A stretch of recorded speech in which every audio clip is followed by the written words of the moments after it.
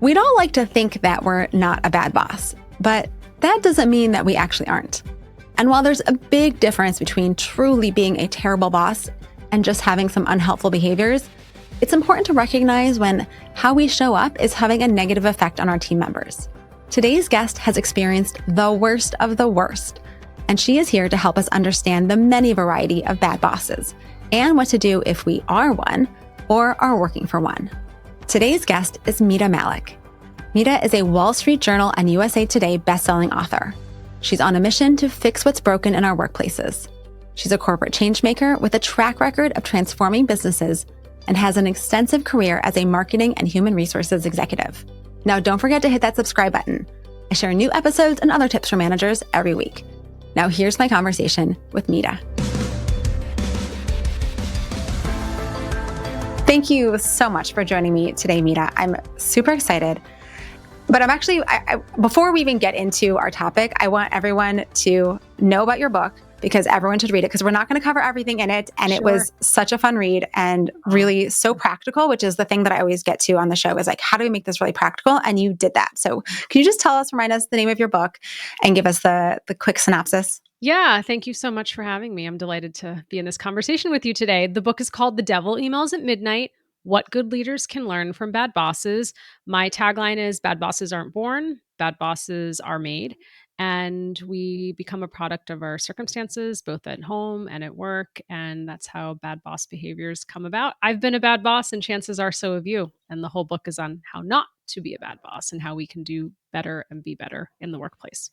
Yeah, I particularly appreciate that bad bosses are made, which means that bad bosses can be unmade or good bosses can be made, right? We're all just starting with wherever we are and we can all choose to show up differently. So, Absolutely. All right. Why don't we start with one of the boss profiles that you talk about in the book, which is around toxic positivity? Because I think of all the ones that I was reading, that's the one that hit me as like, oh, I might be doing that. So can you explain what is this boss and maybe share a story about them? Sure. Well, in the book, I nickname all the bosses, and I do that for a reason. Sometimes we create nicknames for each other to create emotional distance and space because we can never be that person. And so we could never be that person. I've been this person. It's the cheerleader is the nickname for this boss. And what does that mean? I actually really liked this boss. He was the corporate Pied Piper. People would follow him around. I wanted to be in the office when he was there. Everyone wanted to be around him. Super smart, super committed, cared about his team, taught us, coached us, all of the things that you would think, hey, Mita, well, this is a good leader. Why is he in your book? The reason why I profiled this behavior was it was absolute toxic positivity. And there is a clear example I'll never forget. We had a cereal innovation we had launched, and people were, wow, eating cereal gangbusters, breakfast, lunch, and dinner. I don't recommend that, but that's what was happening. This innovation's doing so well. And guess what happens? There is a key ingredient that's missing.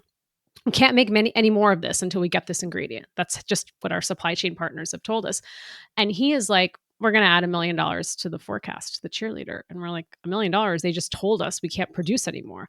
No, we can do it. What doesn't kill you makes you stronger. It's like Instagram quotes. It's like rainbows and lollipops and bunny. And you're like, no, this is not possible. Like, we just are telling you that we can't produce anymore. And he rallied the troops and snapped his fingers and was just a very expressive person and getting people excited and added the $1 million to the forecast. And then I'll never forget, during my performance review, I get no merit increase. I get a bonus that wouldn't even fulfill or help me with my Starbucks obsession, right? It was like, well, you missed the $1 million forecast. And I'm like, huh? But I didn't do that. I told you we couldn't do it. And this to me is one of the most dangerous qualities we can have, particularly when markets are in flux, things are changing, and you had a goal that you gave your team that you wanted to do for this quarter. And there were 10 things I needed to do to get this goal done. And now I only have 4 of those things. And yet you think that by just being super, super optimistic and positive, you can will it into happening. And it's not. And this actually can lead to, I believe, disengagement and burnout over time. If you are consistently creating impossible goals for your team that they just cannot reach. Yes. And I mean, my experience with this was when a team member was telling me that she didn't feel ready for something that I was giving her. And I was like, Mm, you are totally ready. And I thought I was being like the best boss, being so supportive of her and giving her that confidence boost. sure. And she was terrified. Mm, And she did not do so well, which I don't know if that was a matter of her actually not having the capability or her feeling so much pressure from me telling her, oh, you got this, interesting. you can do it. But it just did not work out well. And Mm, and then the aftermath of that was terrible. And I was like, it's okay, you're still great. And I'm like, it's just so much positivity all the time. And I'm like, I don't yeah. even, looking back on, I'm like, I'm not sure that anything I did right there was actually helping her, or the whole thing from trying to boost her confidence to like telling her everything was fine afterwards when it clearly wasn't fine. Sure. Not helpful. Well, that's wonderful that you're so self-reflective, and I hope that everyone who reads The Devil Emails at Midnight, that's the whole point, is we all can be a bad boss. I've certainly been there. I've also exhibited toxic positivity, and it's you can swing, right? I've been a bad boss, I've been a good leader, I've gone back to being a bad boss, and it really depends on the circumstances and what's happening in your life and in your surroundings that causes you to, I would say, in my case, I'm a micromanager, and that can go to extremes, right? Under certain circumstances and under pressure. Can you talk a little bit about what some of those factors are that can push us towards bad boss Sure. tendencies or help us get So out of those? from what I've studied, it's really 3 categories that you'll see. Number 1 is something, again, is happening in the markets that's causing is external agitation. There are tariffs. Your competitor launched a product that is outpacing yours. M&A failed. There's so many things, and that causes pressure on the business, and then it causes pressure on you so that you are exhibiting a bad behavior. The second is something's happening with your own boss. They're being a bad boss. In Mm. my house, we say poo poo trickles down, right? So it's trickling down, and you're my bad boss, and you're exhibiting some behavior, and now I'm absorbing it. And then the third is something's happening in our personal lives. We are grieving the loss of a loved one. We've had a miscarriage, infertility struggles, divorce, breakup, someone's sick in your family, you're sick, you're moving. I could go on and on. Hurt and harm happening to your community. Some family members around the world who aren't safe right now, and that's weighing on your mind as it should be. And so, of course, and I'll say this particularly for me, when I have felt a loss of control in my personal life and things are spiraling, and I think all of us can remember the pandemic. That's like for most of us, an equally shared experience. Where do you get control? You get control at work. If I manage a team, I can control the team. That can make me feel like I have some sense of control in my life. And I've Yeah. certainly been guilty of that. Absolutely. It's funny you talk about control because whenever, and for people who've been watching the show on YouTube for a while, you'll notice my hair changes all the time. And a big part of that is me being like, I need to control something. What can I control? I can control my hair. Oh, interesting. Yes. That's a good example. Trying to like externalize it into something that Listen, it's isn't your going to hair, hurt not people. someone else's hair you're controlling. It's just your hair. Exactly. Exactly. All right. Are there other kind of underlying emotional states or feelings? I mean, control is clearly a really big one. Are there others that might be at play? Insecurity. Mm. I think about one of the bosses I talk about, Medusa, who I talk about how until I worked for her, there was no one who had ever screamed at me in my life. Not my parents, not my brother, not my husband. I certainly didn't tolerate in friendships. And here I am at the workplace being screamed at, yelled at, humiliated privately, publicly. This is the boss who threw a Chanel shoe at a colleague, at Mr. Head. I mean, this seems like it's the making of Wow. a movie, but these things happen in our workplace. And years later, I can actually find empathy for these individuals because I can nickname them. But guess what?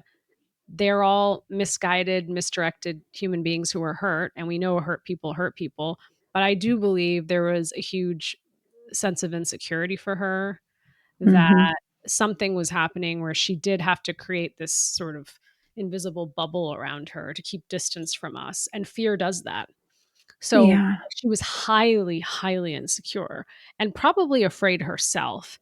And the way that she could create distance from us was to lead with fear. And I will tell you, probably for the first few months I worked for her, I was scared and I did really great work because I was so scared, right? I was like, I am just going to work as hard as I can and do great work so she leaves me alone. And that didn't happen because she always found something to get upset about. And then I started getting tired because who wants to go to work every day scared? It's not possible. And then you start to be like, I don't give a bleep. I'm just going to go under the radar. Doesn't matter what I do. She's going to yell at me anyways or yell at someone else, like whoever she picked that day. And then you start to get disengaged. And then you do start to, it all ends up leading to burnout. You just are like, can't find the will to go to work every day into this environment. And that to me, I will say, and I would love your perspective. It's like, I don't understand how there are still workplaces where we allow that behavior, where we allow people to treat each other this way. And I'm talking about people who have the power, the boss, who will scream and yell and lead with fear. I still can't understand how that happens to this day. It is surprisingly shocking that it's still allowed. And actually, you talk about in your book kind of what happens when you speak up, right? Because we always tell people, if something's not right, go to HR, right? Talk to your boss, give them feedback, ask for what you need. And sometimes that's all it takes, right? The boss gets the wake up call, they realize what they've been doing, they don't Sure. want to show up that way, but probably just as often it doesn't work out that way. Can you tell us what your experience was? Yes, I remember the Medusa who I'm speaking about. She led a team of 12 at the company. That entire team turned over. She went to run another team of 12. And that's when I was voluntold, like I didn't have a choice. I was moved to the team. And I remember the only thing that I could say at the time was like, I don't want to work for her. She's not an inclusive leader. She was the worst kept secret in the organization. And this is in many cases what happens. And I'll never forget my friend in HR was like, why did you say that? Everyone knows she's a problem. You've ruined your chance of a promotion. And I was labeled the detractor, troublemaker, pot stirrer because I was speaking up for saying the truth. And here's what I also find fascinating is when we speak up at work to talk about something like the New York City subway will say, when you see something, say something. Something feels off, something's wrong, something's happening to us, something's happening to someone else. We actually speak up because we care. We care about our workplaces. We care about being there. We want to create a good environment. Because if we didn't care, we wouldn't say anything, we just leave. And so that to Mm-hmm. me is so fascinating when leaders won't listen. You know, take the moment to listen and actually step into what if this is true, what Mita's telling me? What does this mean? What does this mean for my leadership style? What does this mean for our team, for the workplace? What can I do to help address what she's sharing? And I always say if someone comes to you and is sharing something, you don't have to have an answer then. You can say, thank you so much for trusting me with this information. I'm going to process and I'm going to get back to you. So there's nothing in the moment that didn't happen. Mita wouldn't do that. I think you're being oversensitive. I think you're exaggerating. Like just stop and listen and allow yourself to process this and let them know you're doing that.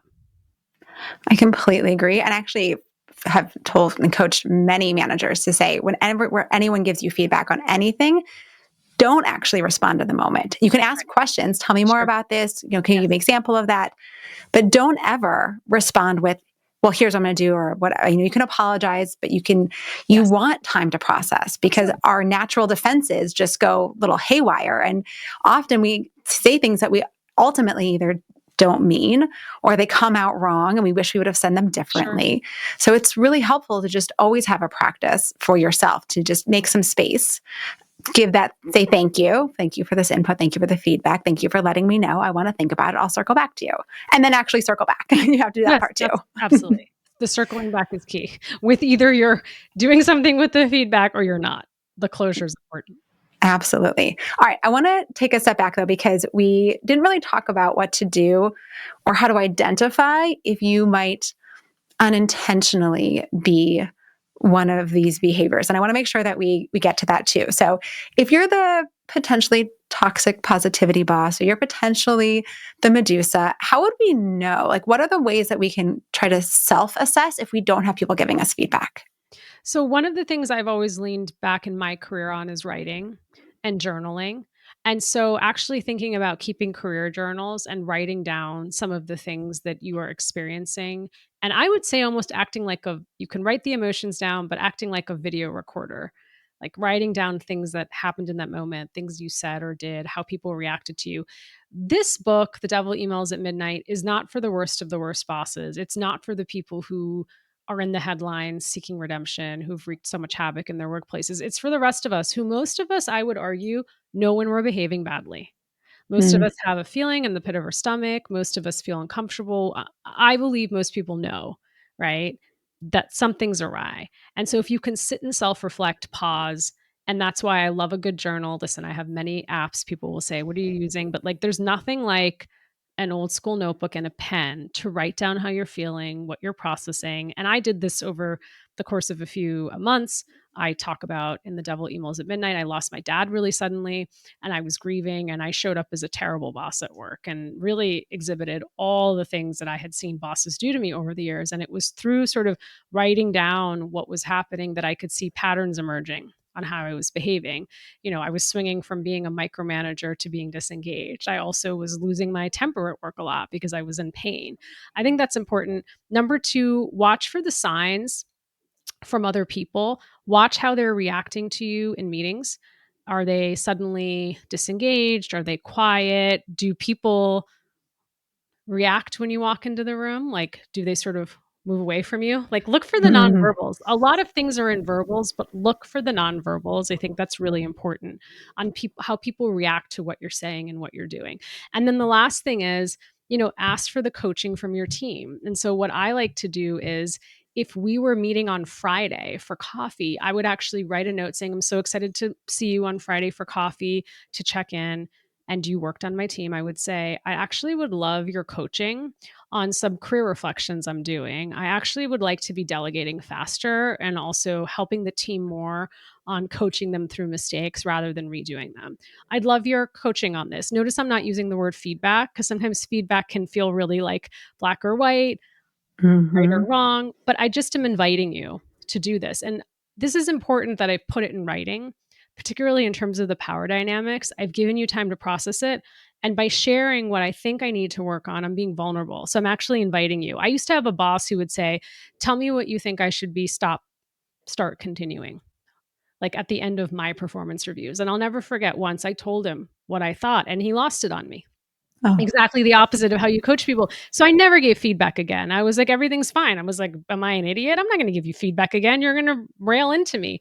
But if I, as a boss, tell you what I'm working on, it's inviting you to actually be open with me. And during the coffee, you might say, thanks for your note. I was thinking about this. And I actually don't think you need to work on these two things. I think you need to work on these three things. And then we would say what we just said is like, thanks for sharing. I'm going to process it. I'm going to get back to you on a plan. And I really appreciate you holding me accountable. Yeah, I have a very similar story where I gave a boss feedback and she started crying. And I was like, You're like, what? No. guess I'm not going to do that again. Yes. Right. And it's Yeah. unfortunate that we have one bad experience and that then kind of colors how we It's assume all hard. people are going to respond. It breaks trust and it makes you less confident. It makes you less sure. And you're like, I don't need to be yelled at again. Hmm. Exactly. Exactly. Okay, let's hit another boss. Can we talk about the micromanager? Because I think it's so prevalent and Yeah. it is so hard to stop. So can we talk about that one? Yeah. So his name was the Chopper, and he just enjoyed redoing all of our work. I really think there was nothing that brought him more joy. And he would not only just follow us around the office, but was constantly hovering over Slack and email and text. He would, I remember, call us into meetings where have you ever had, there was the note that was like, hey, we need this done by Friday, assigned everybody things, then brought us in for an emergency huddle into the room where he pulls up the deck and we're watching him redo all the slides. And we're just sitting there watching, and you hear the tick of the tick tick tick on the keyboard, tap tap, and you're like, what is going on? Like, why are we in here? Right. And that was just so, it was really interesting. I'll never forget that time a colleague said, what's the point of doing my best? He's going to redo it anyways. What's the point of doing my best? He's going to redo it anyways. And that to me, there's nothing for me like micromanagement that will squeeze the joy out of work. You hired me to do a job and now you don't trust me to do the job and you want to do it for me. And I was a micromanager. I mean, we talked, that's one of my bad habits, but particularly when you go from doing to directing, I find it fascinating. Most of us in our companies don't provide enough support for people going from individual contributor to a leader now. And you're like, oh, now I'm responsible for teaching people. Like, I'm just really good at this one thing. And I talk about in the Devil Emails at Midnight the history of manufacturing and how that's tied to our workplaces today, because we'd be on a factory line and I would be measured on like how many widgets I could get down the line the fastest. And if I kept exceeding it, they would say, "Oh my God, you're so good at this. Congratulations. We're now going to like promote you. And now you're in charge of everyone on this line and how fast they can make widgets." You're like, but I don't know if I'm actually good at teaching other people. I just know I'm good at this one thing myself. And so our workplaces still in many ways are constructed to continue to recognize people by giving them more money, fancy title, and then, hey, now you got all these people to be in charge of. And the function that I see that actually is really breaking the mold on this in tech is engineering, right? Because you can be a really strong individual contributor and you have this expertise. Okay, Mita, you don't want to manage people? That's fine. We're still going to give you a title and we're still going to continue to pay you and recognize you. And you don't have to manage anyone if you don't want to. Yes. And we need more career pathways like that for Yes. sure. Okay. Can we talk really practical though? Like if you are a micromanager Yes. and you want to break out of that, there is the point of like, let me teach you how to do something. But what are the like small daily things we can do when we like see something and we're just like, we want to jump in and fix it? What should we be doing instead? I'm talking to myself here and to many of you, but this is the things that I tell myself is that, when you get an email and someone needs something and you might be copied as the boss, don't respond to it. I was notorious. I'd be the first one to respond to that note. I didn't even get my Mhm. team members a chance to do it, right? Let them do their job. Give them the space to respond, even if you see it. Now, if someone doesn't respond for 2 or 3 days, that's a different issue. Give Sure. them the day to let them do the work. The other thing I was notorious for is like being like the mama bear coming in to fix stuff. It's kind of another way of micromanaging, right? It's like Hmm. let them solve the problem and come to you with it, right? Do not redo. If you're doing this right now, this is a telltale sign of a micromanager. When you take someone's doc, proposal, deck, what slides, whatever you want to call it, and you redline it and send it back because you actually think that's efficient, that's helpful, you know how to do it, you want to keep it moving. How about setting up a meeting, a Zoom, in person, and actually, yeah, you can show them the redline version, but talk them through the big changes you made. That is coaching. That's the difference between coaching and micromanaging. Coaching is about teaching, upskilling, giving feedback, and then micromanaging is like, let me just do it for you. Yes. I just went through this with a new team member that I had a couple months ago where we sat down together and I said, let's go through this and let's talk about all the things that need to get adjusted and Sure. why. And then do we need a Love that. system to make sure that you're tracking all of these important things so they don't fall through the cracks on the next time? And it takes time, which is, I think, why a lot of us also avoid it because it Yes. feels less efficient. But it's amazing when the person really learns and hears and like, oh, yes, I can make better choices now because I Yes. understand what success looks like. I know what it is that I need to do better.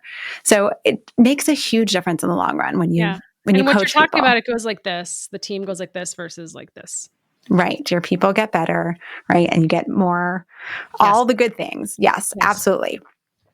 All right. We have time for probably one more boss. Do you have a favorite of the worst bosses you want to I share? don't have a favorite, but one that seems outrageous that we also don't talk enough about is the napper.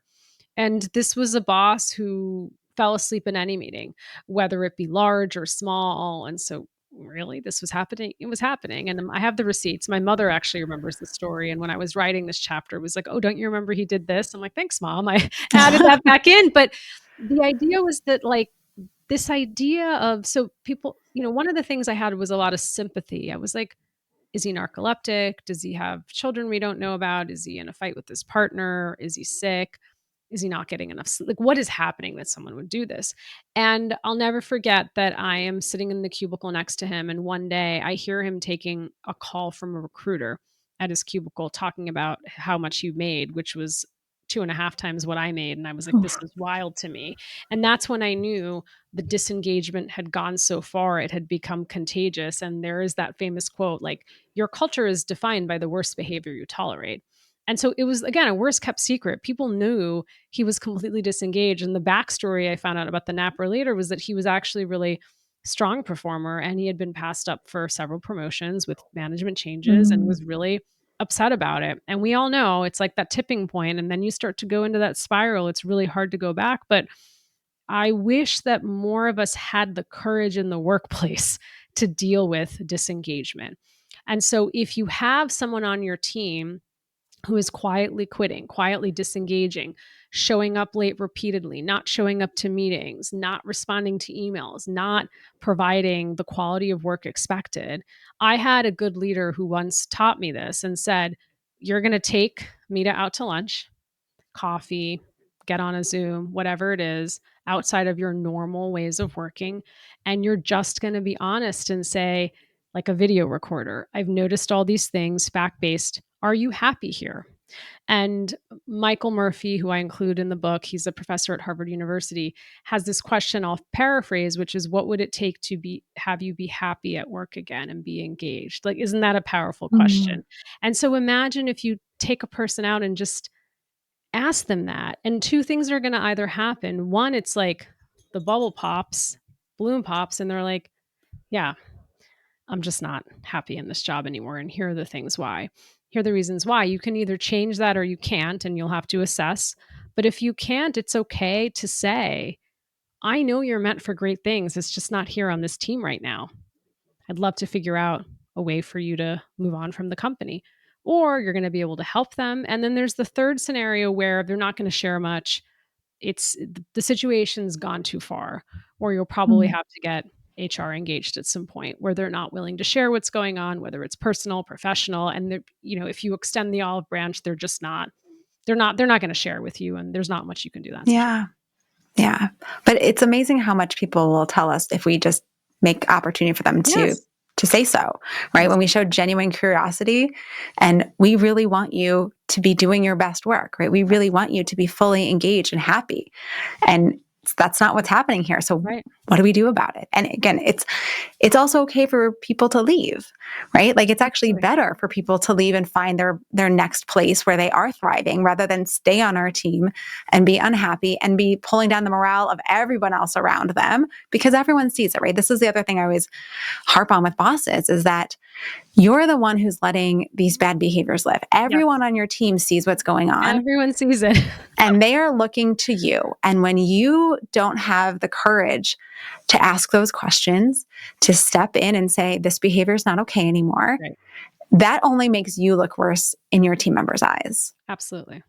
Absolutely. All right, we have to start to wrap up though. So, Mita, can you Sure. tell us about a great boss that you worked for and what made this person such a fabulous leader? So I worked with Jonathan a few years ago, many years ago, actually. I talk about him in my first book, Reimagine Inclusion. But he was a leader. No one had ever done this for me. I'll never forget. We were presenting to the executive team on a Thursday, and Wednesday, late afternoon, early evening, he calls me into his office, and I'm like, "Why? We just finished the deck. We're presenting tomorrow. Why do we have to meet again?" And he did something that no one had ever done for me. He actually taught me the art of reading a room. So I was a painfully shy, introverted leader over the years. I found my voice. I was really good at presenting, but I never actually stopped to think at some point in my career that these people are all human that are Mm. sitting around the table.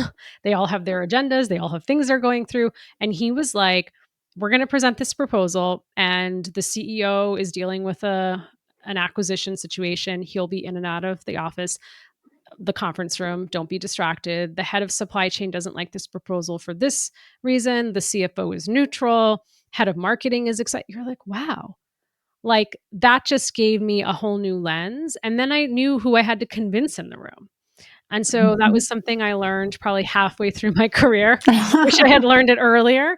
But I was like, wow, like no one had ever taken the time to do that for me.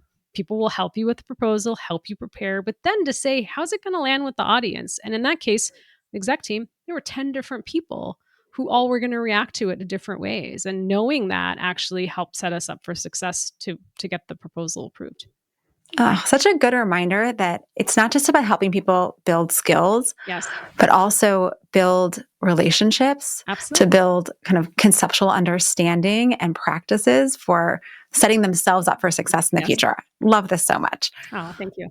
All right. And where can people learn more about you, get a copy of your book, and keep up with all your work? Sure. Thank you. The Devil Emails at Midnight: What Good Leaders Can Learn from Bad Bosses. You can find it on Amazon, Barnes and Nobles, your local independent bookseller. You can find me on LinkedIn. I love meeting people, so send me a DM, and then mitamallick.com, open to consulting and speaking engagements on the new book.